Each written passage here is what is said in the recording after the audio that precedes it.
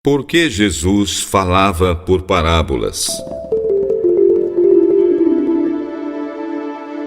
Quando Jesus falava com os líderes religiosos, que imaginavam saber tudo sobre Deus, usava as palavras com que eles estavam acostumados. Mas quando falava para as multidões, Jesus preferia usar histórias que explicassem o reino de Deus. Estas histórias que ele contava são chamadas parábolas, porque se pode descobrir através delas a semelhança entre a vida das pessoas e os ensinamentos do Divino Mestre.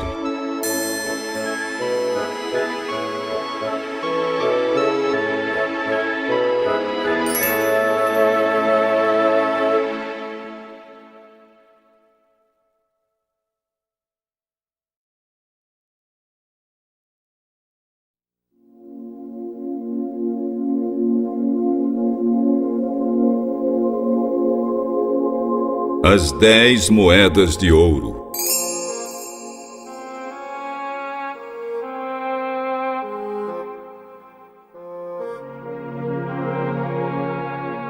Um dia, junto ao mar da Galileia, Jesus contou mais uma história à multidão.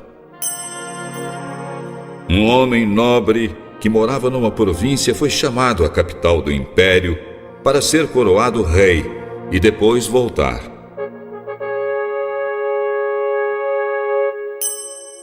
Antes de partir, ele reuniu 10 empregados e deu a cada um deles uma moeda de ouro. Vejam o que vocês conseguem ganhar com este dinheiro até a minha volta. Mas alguns do seu povo tinham ódio dele. Por isso enviaram uma declaração de independência, dizendo que haviam se revoltado. Não o queriam como rei. Ao voltar para casa, ele chamou os empregados. O que vocês fizeram com meu dinheiro? Conseguiram algum lucro?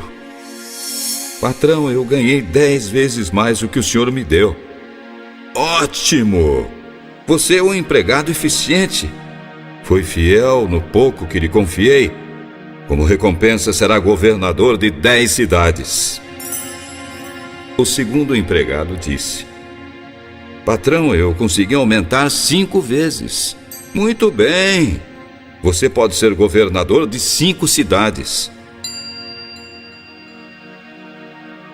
Mas o terceiro empregado trouxe de volta apenas a moeda de ouro que havia recebido. Patrão, eu guardei muito bem a sua moeda. Fiquei com medo. O senhor é um homem duro de se tratar. Tira dos outros o que não é seu e até colhe o que não plantou. Você é um empregado mau e preguiçoso. Duro eu? Pois é exatamente o que eu vou ser com você. Se você sabia tanto a meu respeito, sabia que eu sou violento, então por que não depositou dinheiro no banco para que pelo menos eu ganhasse algum lucro com ele?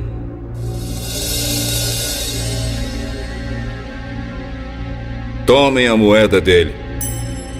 E tem aquele homem ali, aquele que ganhou mais. Mas, senhor, ele já tem muito. Sim, mas sempre foi verdadeiro que aqueles que têm muito ganham mais. E aqueles que têm pouco, até o pouco que têm, eles perdem.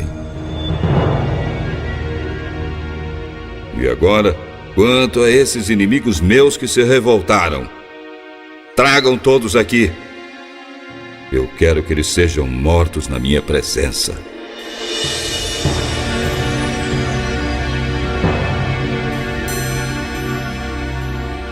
Com esta parábola, Jesus nos adverte que nosso lugar e nosso serviço no céu dependerão da fidelidade da nossa vida e serviço aqui.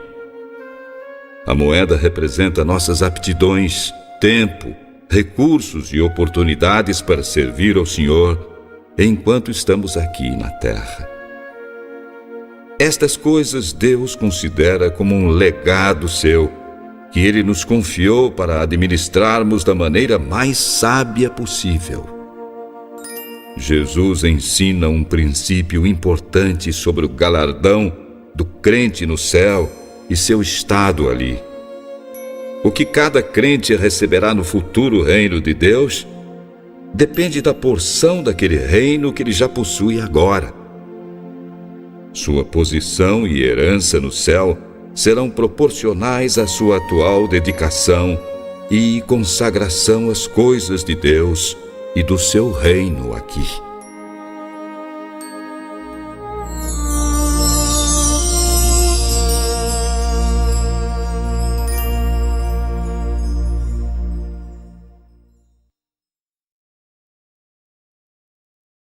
O trigo e o joio.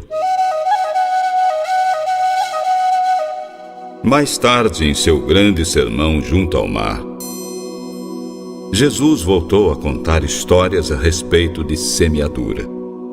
Desta vez, entretanto, ele tinha uma nova lição para ensinar.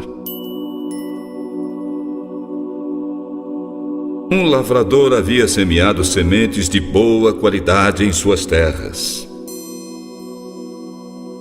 Mas uma noite, enquanto ele dormia, veio um inimigo e semeou no meio do trigo uma erva ruim, chamada joio, e depois foi embora.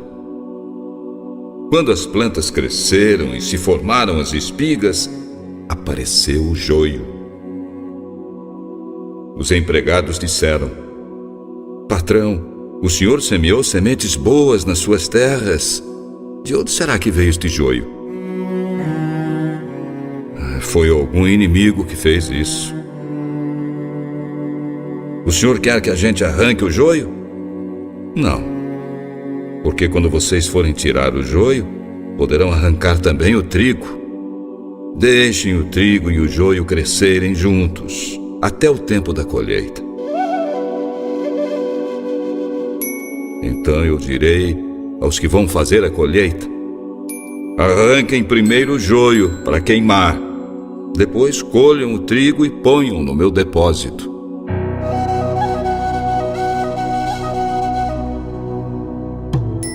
Quando Jesus voltou para casa, os discípulos perguntaram: Mestre, o que quer dizer esta parábola? Quem semeia sementes boas é o Filho do Homem. O terreno é o mundo. As sementes boas são as pessoas que pertencem ao reino, e o joio, as que pertencem a Satanás. O inimigo que semeia o joio é o próprio diabo. A colheita é o fim dos tempos, e os que fazem a colheita são os anjos. Assim como o joio é ajuntado e jogado no fogo, assim também será no fim dos tempos. O Filho do Homem mandará os seus anjos, e eles irão ajuntar e tirar do seu reino todos os que fazem os outros pecarem, e também todos os que praticam o mal.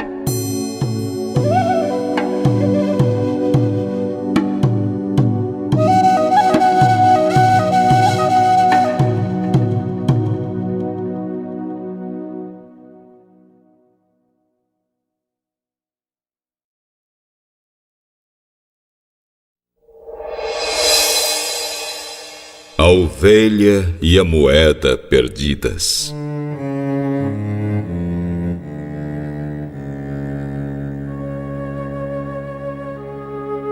Jesus falava muito sobre o amor de Deus e sua disposição de perdoar até mesmo o pior dos pecados. Por isso, muitos cobradores de impostos e outras pessoas de má fama o procuravam. Queriam ouvir as palavras do Mestre.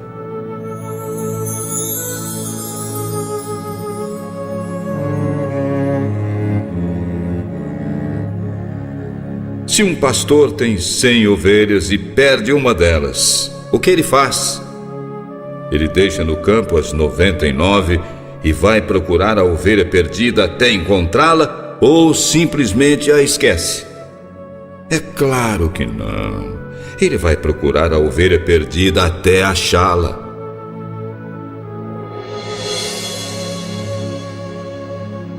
Quando a encontra, fica muito contente e volta com ela nos ombros. Chegando em casa, chama os amigos e vizinhos. Alegrem-se comigo, eu achei a minha ovelha perdida. Todos ali certamente fariam o mesmo. Percorreriam quilômetros e mais quilômetros a pé, correndo perigo e riscos de vida, até encontrar a ovelha perdida. Mas por um homem perdido, um menino ou uma menina perdidos, eles não levantariam um dedo. No entanto, Deus se preocupa mais com um homem perdido do que com ovelhas perdidas. No céu há mais alegria por um pecador que se arrepende do que por 99 bons que não precisam de arrependimento. E vocês, mulheres, se vocês perdessem uma moeda, sim, uma pequenina moeda, embora tenham 9 moedas que ficaram na bolsa, por certo vão acender uma lâmpada e procurar por toda a casa até encontrar a moedinha.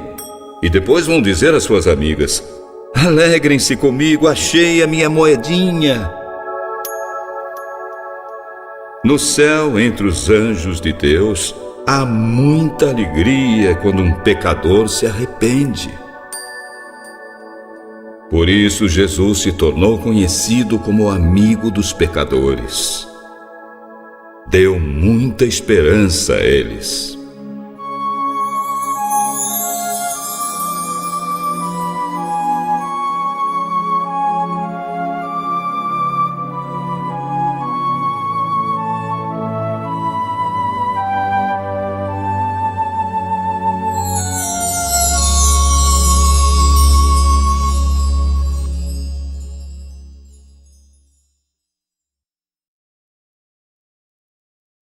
O bom samaritano.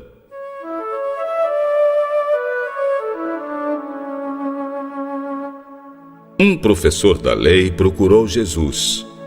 Ele queria alguma prova contra os ensinamentos do mestre. Jesus, o que devo fazer para conseguir a vida eterna? O mestre sentiu que o homem queria apenas discutir. Por isso perguntou: o que é que a lei de Moisés diz a respeito disso? A lei diz: ame o Senhor seu Deus com todo o coração, com toda a alma, com todas as forças e com todo o entendimento. E ame o seu semelhante como você ama a você mesmo. A sua resposta está certa. Faça isso e você viverá. Porém, o professor da lei, querendo justificar sua falta de amor por algumas pessoas, perguntou: mas quem é o meu semelhante, Senhor? Se você tem ouvidos para ouvir, então ouça. Certo homem descia de Jerusalém para Jericó, e no caminho ele caiu nas mãos de salteadores. Os bandidos feriram o solitário viajante e roubaram toda a sua roupa.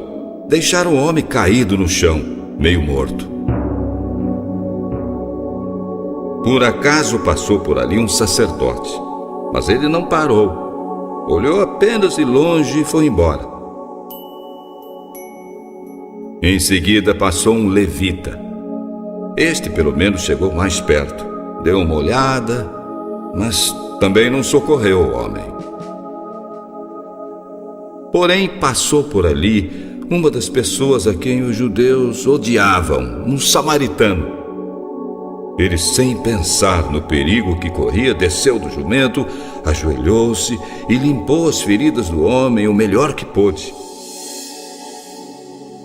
Então, com todo cuidado, colocou o homem sobre o seu próprio animal e foi andando em direção à hospedaria mais próxima. Ali pediu um quarto para o ferido e comida.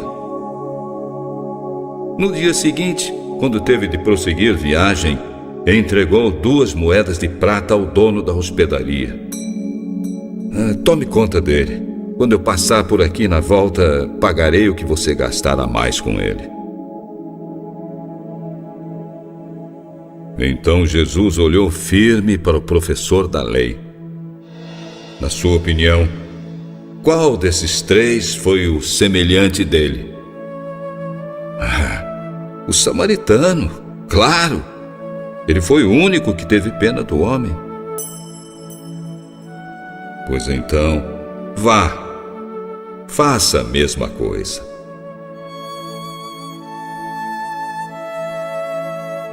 Se o professor da lei aceitou o conselho de Jesus, não sabemos. Mas se não aceitou, jamais herdará a vida eterna.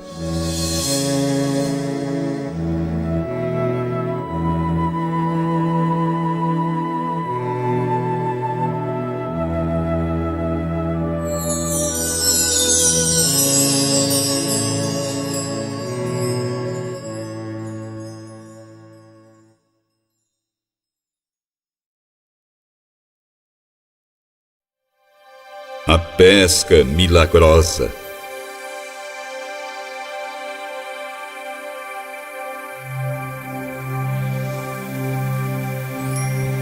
Os pescadores do mar da Galileia não tinham tido muito sucesso aquela noite. Pedro e seus companheiros estavam lavando as redes e preparando-as para a pescaria da noite seguinte, quando viram Jesus se aproximar. Pedro, pegue o barco, vá para um lugar mais fundo, chame os seus companheiros e joguem as redes. Vocês vão pegar muitos peixes. Mestre, pescar durante o dia?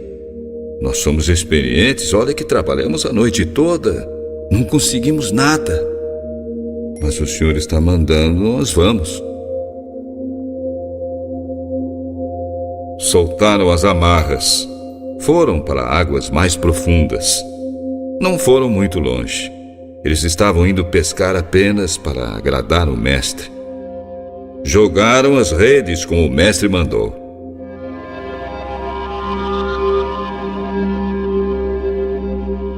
De repente perceberam que as redes estavam cheias, quase arrebentando. Como pode ser isso, Pedro? É muita coisa, André. Então fizeram sinal, chamaram os outros companheiros. Eles encheram os 2 barcos. Eram muitos peixes. Os barcos estavam quase afundando. Com a água ameaçando invadir o barco, remaram para a praia. Quando chegaram, esqueceram tudo. Peixes, rede, barcos, e caíram aos pés de Jesus. Jesus, afaste-se de mim, eu sou um pecador. Não posso andar ao seu lado. Fique tranquilo, Pedro. De agora em diante você vai ser um pescador de almas.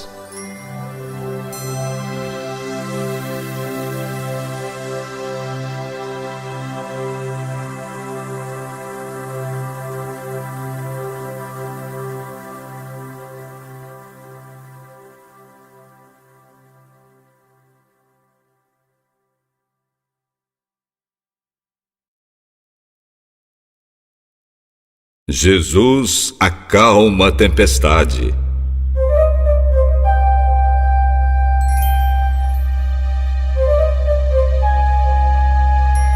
Uma tarde após um agitado dia de trabalho, ensinando e curando, Jesus disse a seus discípulos: Vamos pegar o barco. Eu estou muito cansado. Quero ir para o outro lado do lago.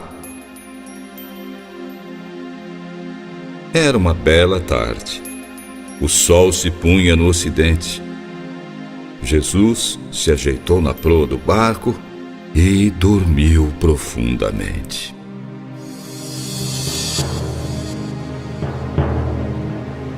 Jesus continuava dormindo.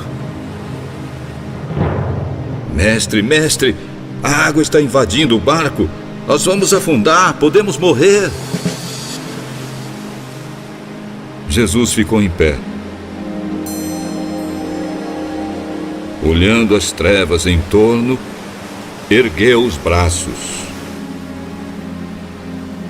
Tempestade, vento, parem agora mesmo.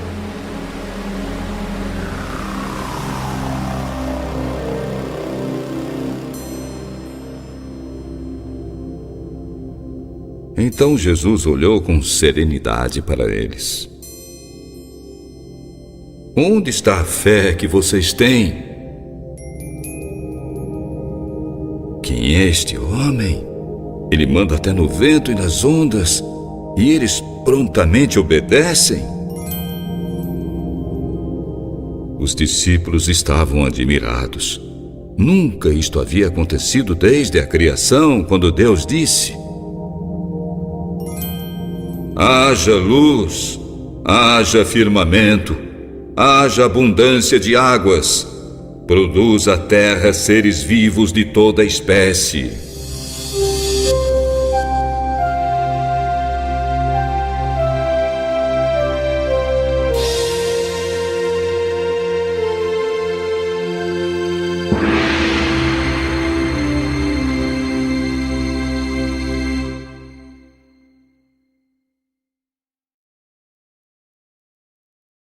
As condições para seguir a Jesus.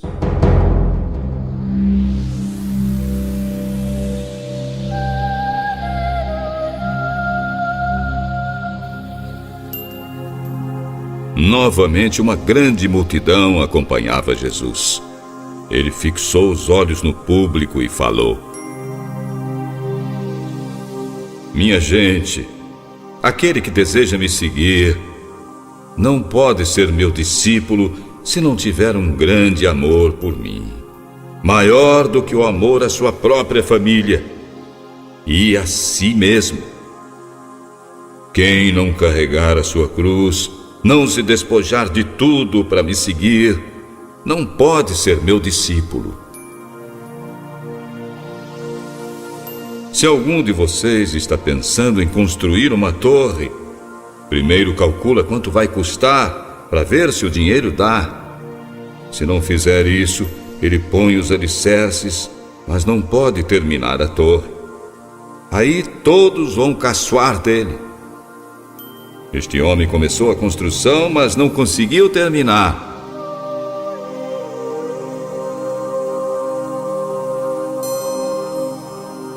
Se um rei que tem 10.000 soldados vai partir para combater outro que tem 20.000, ele primeiro avalia se está em condições de enfrentar o outro.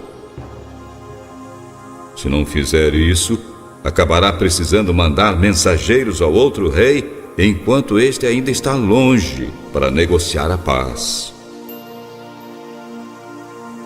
Assim, nenhum de vocês pode ser meu discípulo se não deixar tudo o que tem.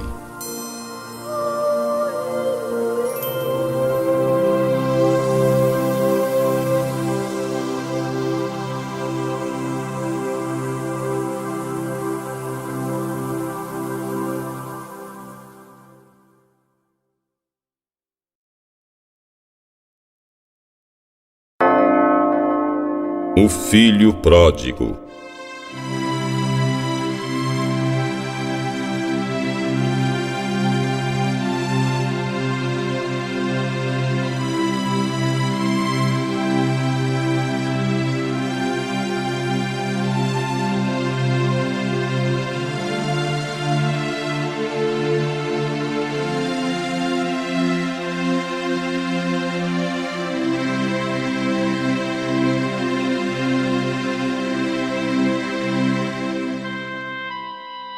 Um fazendeiro tinha 2 filhos. Ambos viviam na fazenda do pai. Ambos eram amados. Mas o mais jovem estava cansado de ouvir o que devia e o que não devia fazer. Ele queria ser livre. Então, procurou o pai. Pai, eu quero agora a minha parte da herança. As ponderações do pai foram em vão. E com muita tristeza, ele atendeu o pedido do filho e repartiu os bens em 2 partes iguais. Poucos dias depois, o filho se afastou do lar, partiu para outro país e ali viveu uma vida cheia de pecado. Desperdiçou toda a herança que havia recebido. Então começou uma terrível crise naquele país. O rapaz começou até a passar fome. Procurou um dos moradores daquela terra e pediu ajuda.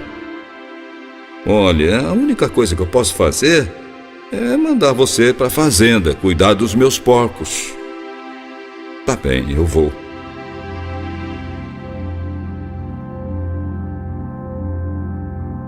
Ali, com fome, ele tinha vontade até de comer o que os porcos comiam. Caindo em si, pensou: os empregados do meu pai têm comida de sobra e eu aqui estou morrendo de fome. Vou retornar à casa do meu pai. Vou dizer humildemente: Pai, eu pequei contra Deus e contra o Senhor. Não mereço mais ser chamado seu filho. Mas, por favor, pai, quero ser um dos seus empregados.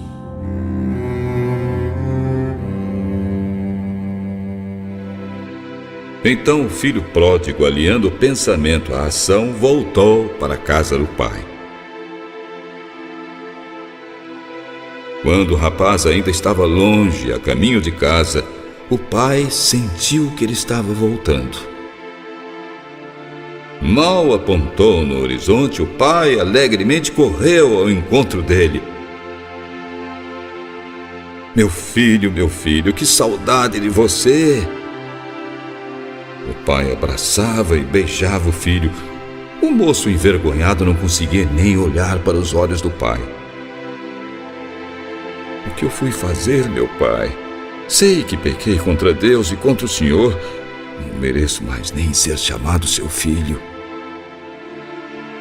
Mas o pai suspirou fundo, sacudiu a cabeça e ordenou aos empregados: vão depressa, tragam a melhor roupa para ele, ponham um anel e sandálias no meu filho e matem o bezerro mais gordo. Nós vamos festejar até o dia amanhecer. Meu filho caçula estava morto. Ele tornou a viver. Estava perdido e foi achado. E começou a festança. Enquanto isso, o filho mais velho estava no campo. Quando voltou, chegou perto da casa e ouviu a música e o barulho da dança. Ele chamou um empregado. Que isso? O seu irmão. Ele voltou para casa vivo e com saúde. E o seu pai está muito contente. Ele mandou matar o bezerro gordo. O filho mais velho ficou revoltado. Não quis nem entrar. Então o pai veio e insistiu: entre, meu filho. Vamos festejar a volta do seu irmão. Pai, faz tantos anos que trabalho como um escravo para o senhor. Jamais desobedeci uma ordem sua, não é? E o senhor nunca me deu nem um cabrito para eu festejar com os meus amigos. Porém, esse seu filho aí, ele desperdiçou tudo que era seu, gastou em farras. E agora voltou e o senhor mandou matar o bezerro gordo. Calma, meu filho. Você está sempre comigo. Tudo que é meu é seu. Mas era preciso fazer uma grande festa para mostrar a nossa alegria. Porque esse seu irmão estava morto e tornou a viver. Ele estava perdido e foi achado. Com esta parábola, Jesus ensinou que Deus é um Pai maravilhoso. Ele nos ama, nos perdoa e sempre nos acolhe, desde que o nosso arrependimento seja sincero.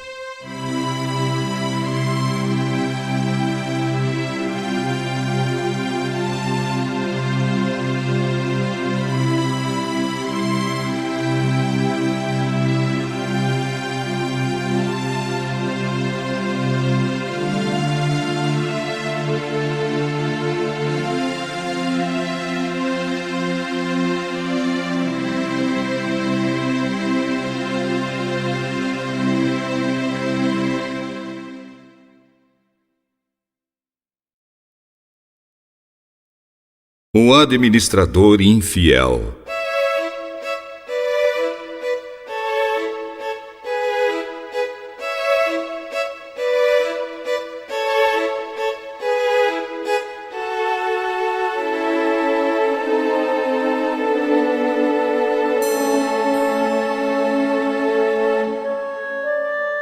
Jesus reuniu os discípulos e começou a contar.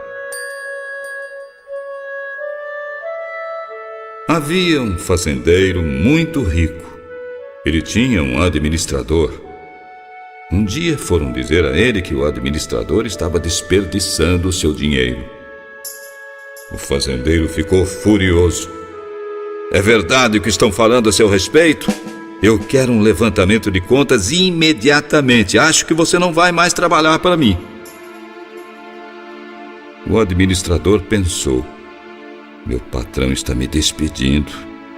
E agora, o que vou fazer? Não tenho força para cavar a terra.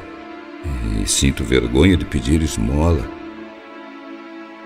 Ah, já sei. Se eu fizer o que estou pensando quando for mandado embora, terei amigos que vão me acolher. Então ele chamou todos os devedores. Disse ao primeiro: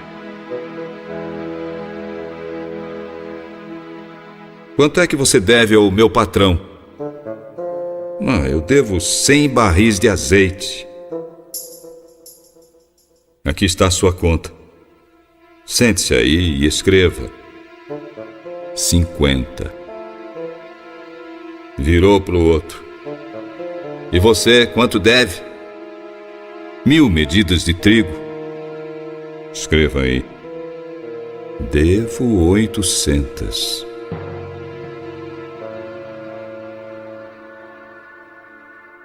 Usando dessa esperteza, o administrador conseguiu receber todo o dinheiro. Foi até elogiado pelo patrão. As pessoas deste mundo, aquelas que vivem nas trevas, são muito mais espertas nos seus negócios do que as pessoas que vivem na luz. Por isso eu digo: façam caridade com as riquezas deste mundo. Assim, quando elas faltarem, vocês serão recebidos no lar eterno. Quem é fiel nas pequenas coisas, também será nas grandes. E quem é desonesto nas coisas pequenas, também será nas grandes.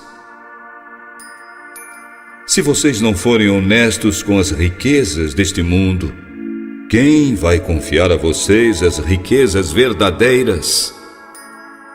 E se não forem honestos com o que é dos outros, quem lhes dará o que é de vocês? Vocês não podem servir a Deus e também servir ao dinheiro. Os fariseus ouviram isso e zombaram de Jesus porque amavam o dinheiro demais. Quem pode viver sem dinheiro? Então Jesus ficou irritado. Para os outros vocês parecem perfeitos, mas Deus conhece os seus corações. Aquilo que as pessoas pensam que vale muito, não vale nada para Deus. A lei de vocês é antiga, é do tempo de Moisés. E os ensinamentos dos profetas duraram até a época de João Batista. Desde esse tempo, a boa notícia do reino de Deus está sendo anunciada. Não se esqueçam, é mais fácil o céu e a terra desaparecerem do que ser trocado o sentido de qualquer palavra da lei de Deus. Não se esqueçam, é mais fácil o céu e a terra desaparecerem do que ser trocado o sentido de qualquer palavra da lei de Deus.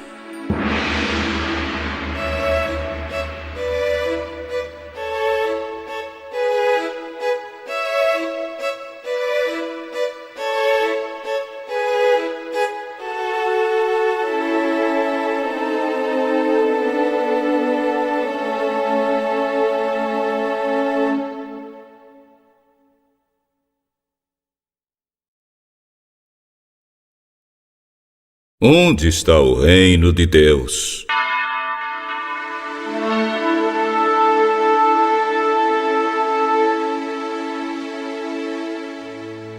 Alguns fariseus perguntaram a Jesus: Mestre, quando vai chegar o reino de Deus? A vinda do reino de Deus não é uma coisa que se possa ver. Ninguém vai dizer: vejam, está aqui, ou está ali, porque o reino de Deus está dentro de vocês. Chegará o tempo em que vocês vão me procurar, mas não vão me achar. E outros vão dizer a vocês: olhem aqui, ou olhem ali. Porém, não saiam para me procurar. Porque assim como o relâmpago brilha de uma ponta do céu até a outra, assim será também no dia em que eu, o Filho do Homem, vier. Mas primeiro, eu preciso sofrer e ser rejeitado pelo povo de hoje. Como aconteceu no tempo de Noé. Todos comiam e bebiam, os homens e as mulheres se casavam, até aquele dia em que Noé entrou na barca. Veio o dilúvio e todos morreram. A mesma coisa aconteceu no tempo de Ló. Todos comiam e bebiam, compravam e vendiam, plantavam, construíam. No dia em que Ló saiu de Sodoma, choveu do céu fogo e enxofre, e todos foram mortos. Assim será no dia em que eu voltar. Aí quem estiver no terraço em cima da casa, desça e fuja logo. Não perca tempo pegando as suas coisas. E quem estiver no campo, não volte para casa. Lembrem-se da mulher de Ló. Quem quiser salvar a sua vida vai perdê-la, e quem perder a sua vida vai salvá-la. Naquela noite, quando chegar o reino de Deus, 2 pessoas estarão dormindo numa mesma cama. Eu afirmo que uma será levada e a outra deixada. 2 mulheres estarão moendo trigo juntas. Uma será levada e a outra deixada. Então os discípulos ficaram com medo. Senhor, onde vai ser isso? Onde estiver um cadáver, aí se ajuntarão os urubus. Jesus fez esta comparação para mostrar que a melhor maneira de esperar o reino de Deus é orar sempre, sem desanimar.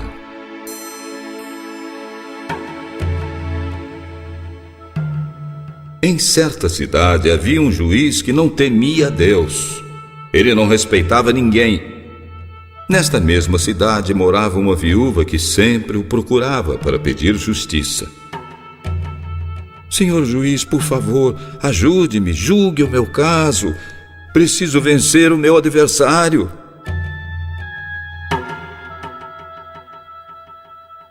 Durante muito tempo o juiz não quis julgar o caso da viúva, mas afinal pensou: é verdade que eu não temo a Deus e também não respeito ninguém, mas essa viúva está me aborrecendo muito.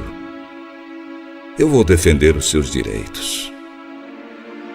Se eu não fizer isso, ela vai acabar me deixando louco.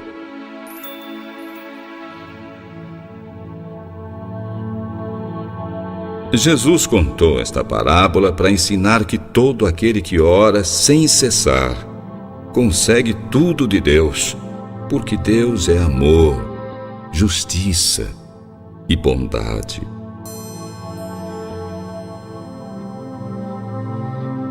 Vocês acham que Deus não vai fazer justiça a favor do seu povo que grita por socorro dia e noite? Será que Ele vai demorar para ajudá-los? Eu afirmo a vocês: Deus vai julgar a favor do seu povo e bem depressa. Mas, quando o Filho do Homem voltar, será que ainda vai encontrar fé na terra?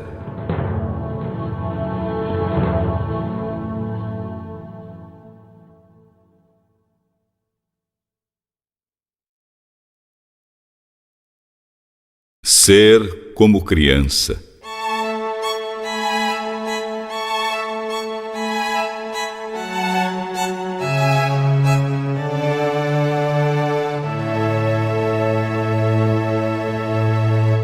O discurso a respeito dos valores do reino de Deus era difícil também para os apóstolos. Eles eram judeus e muitos entre eles também esperavam que Jesus conquistasse o poder deste mundo e se tornasse rei de Israel pela força da liderança popular.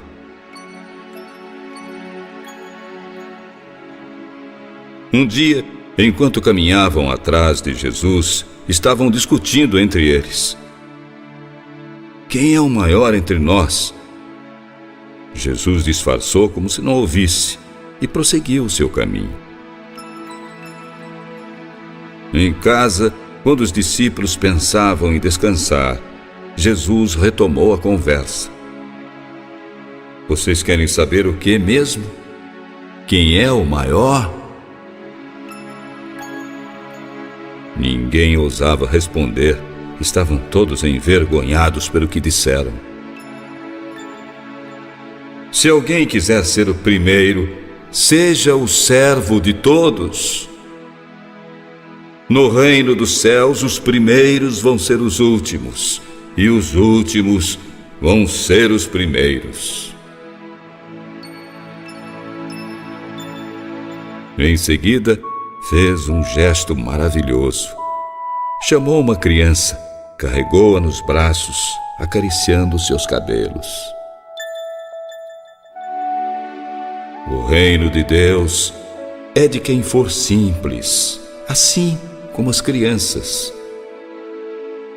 Lembrem-se disto: quem não receber o reino de Deus com a simplicidade de uma criança, nunca vai entrar nele.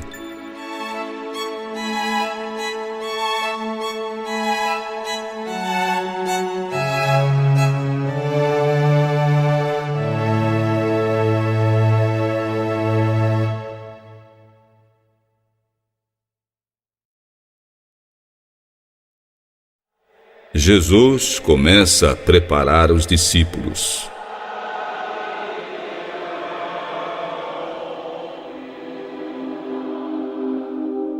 A hora derradeira se aproximava cada vez mais. Jesus queria que seus discípulos estivessem preparados. Meus amigos, nós temos que nos manter unidos. Nada pode nos separar. Nós somos como árvore. Vocês são os galhos e eu sou o tronco. Eu sou a árvore verdadeira e o meu pai é o agricultor. Ele corta os galhos que não dão frutos, mesmo que eles estejam em mim. Ele poda os galhos que dão frutos para que fiquem limpos e deem mais frutos ainda. Vocês já estão limpos por meio dos ensinamentos que lhes tenho dado. Continuem unidos comigo, e eu continuarei unido com vocês, porque só podem dar frutos se ficarem unidos comigo, assim como o galho dá frutos só quando está unido com a árvore. Eu sou a videira e vocês são os galhos. Quem está em mim e eu nele, esse dá muito fruto, porque sem mim vocês não podem fazer nada. Quem não ficar unido comigo vai ser jogado fora e vai secar. Vai ser como os galhos secos que são juntados e queimados. Se vocês ficarem unidos comigo e as minhas palavras continuarem em vocês, receberão tudo o que pedirem. A glória do meu Pai é conhecida por meio dos frutos que vocês produzem, e assim vocês se tornam meus discípulos. O meu amor por vocês é como o amor do Pai por mim. Portanto, continuem no meu amor. Se obedecerem aos meus mandamentos, vocês continuarão no meu amor, assim como eu obedeço aos mandamentos do meu Pai e continuo no seu amor. Eu estou dizendo isso para que a minha alegria esteja em vocês e a sua alegria seja completa. O meu mandamento é este: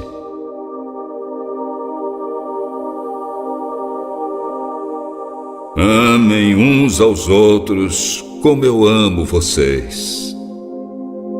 O maior amor que alguém pode ter pelos seus amigos é dar a vida por eles. Vocês são meus amigos se fazem o que eu mando. Não chamo vocês de escravos, porque o escravo não sabe o que o seu dono faz, mas chamo de amigos, pois tenho dito a vocês tudo o que ouvi do meu Pai. Não foram vocês que me escolheram, pelo contrário, fui eu que os escolhi para que deem muitos frutos e que esses frutos não se estraguem. Assim o Pai lhes dará tudo o que pedirem em meu nome. Portanto, este é o meu mandamento: amem uns aos outros. Eu digo essas coisas por meio de parábolas, mas chegará o tempo em que não usarei mais comparações. Vou falar claramente sobre o meu Pai. Naquele dia vocês lhe farão pedidos em meu nome, e eu digo que não precisarei pedir ao Pai a seu favor. Ele ama todos vocês. Ele os ama porque vocês de fato me amam e acreditam que vim de Deus. Eu vim do Pai e entrei no mundo. E agora deixo o mundo e vou para o Pai.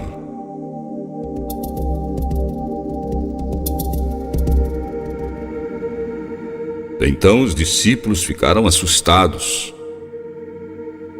Agora sim, o Senhor está falando claramente e não por meio de comparações. Sabemos que o Senhor conhece tudo e não precisa que ninguém lhe faça perguntas.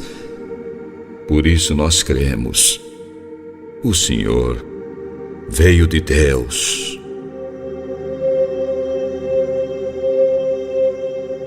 Então agora vocês creem, pois chegou a hora de vocês todos serem espalhados, cada um para sua casa. e assim vão me deixar sozinho. Porém, fiquem tranquilos. Eu não estou só.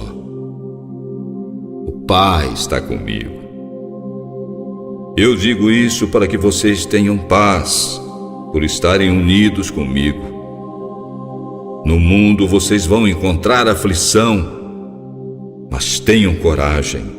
Lembrem-se, eu, Jesus, venci o mundo.